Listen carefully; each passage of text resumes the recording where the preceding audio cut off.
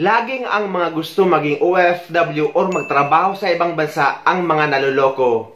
Kahit kaliwat kanan na ang paalala ng ating gobyerno or ng Department of Migrant Workers. At sobrang lalaking pera ang naloloko sa kanila samantalang ang opisina na ito ay napakalapit lamang sa DMW na sasakay ka lang sa train at mamamasahe ka ng 20 pesos. Dahil guys, maiiwasan naman sanang maloko kung pupunta ka lang mismo sa opisina ng DMW at mamamasahe ka nga ng 20 pesos para i-verify kung legit ba talaga ang agency na ina-applyan nyo. Kontra naman sa nakulimbat sa inyong pera na umaabot sa 200,000 hanggang 300,000. At kahit nga hindi ka na mismo pumunta sa opisina ng DMW dahil pwede mo naman i-check online kung legit ang agency na ina-applyan nyo.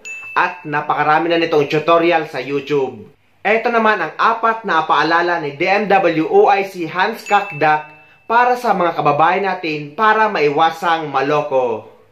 Ipinasara ng Department of Migrant Workers o DMW ang isang recruitment company sa Quezon City na nag-aalok umano ng bogus na trabaho.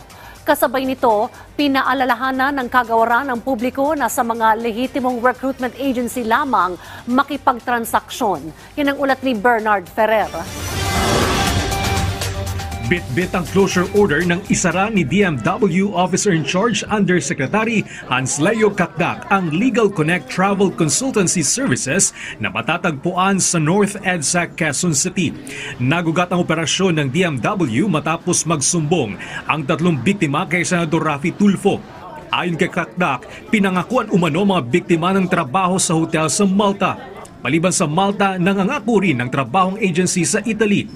Tumagal ng 1.5 buwan ang surveillance ng DMW sa agency kung saan nadiskubre na nag-ooperate ito ng walang kaukulang dokumento noong pang Mayo 2023.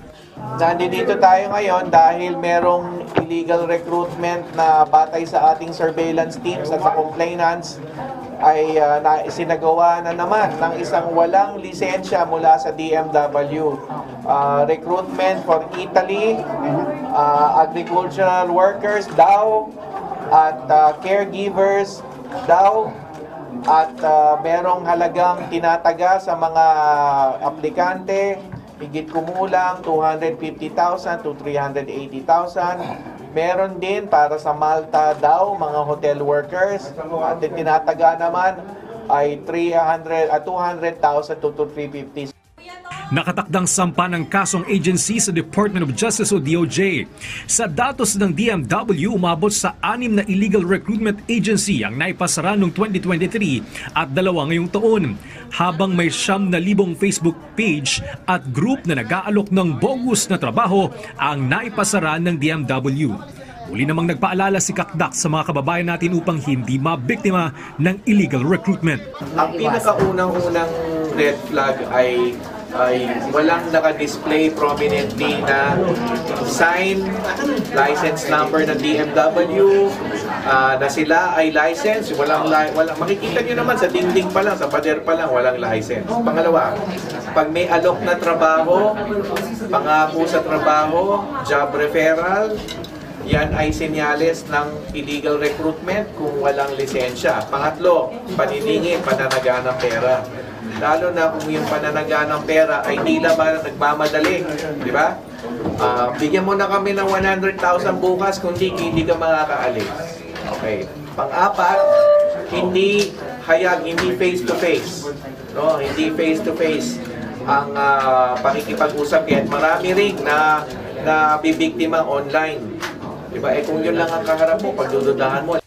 Sakaling mabiktima ng illegal recruitment agency, maaaring tumawag sa DMW sa numerong 1348 o magpadala ng mensahe sa kanilang Facebook page. So basta guys, sobrang minamadali ang pagpapabayad ng pera lalo na kapag sobrang laki ay red flag yan. Dahil ang mga legit agency kung may bayad man ay hindi gaano kalakihan.